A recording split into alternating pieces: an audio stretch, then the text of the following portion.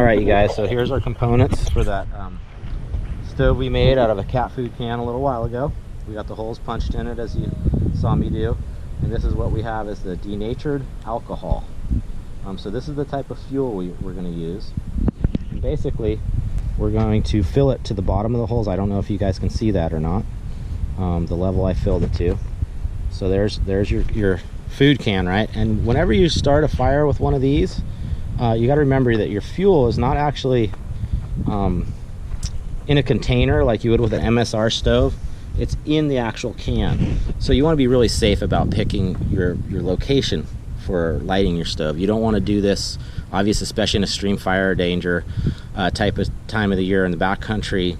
You don't want to light this off somewhere where if the can gets kicked over, that fuel is going to be on fire and you could start a forest fire. So you want to pick a really safe location if you're even going to use this in the backcountry. For me, this is kind of a fun thing you can do. It's a lightweight stove, but obviously it's not a store-bought stove, so you have to be careful with doing this. When you're in the backcountry, you never want to do something that's going to create a forest fire. Being on a fire department myself, I'm very, very fire safe and fire careful, and I hope that you will be too. So we're going to go ahead and light this thing off. Typical, just okay.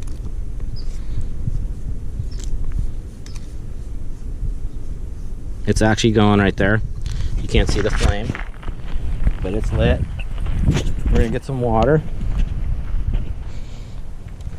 We're gonna do a little boil here.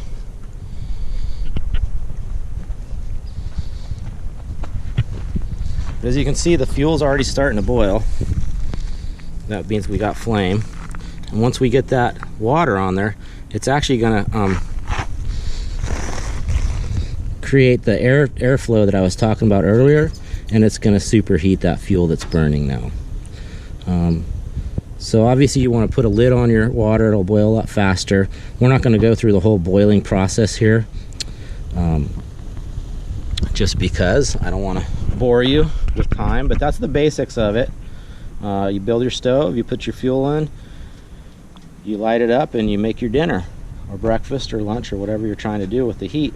And like I said, be fire safe, be careful in the backcountry, and we'll hope to see you soon out here on the Lost Coast.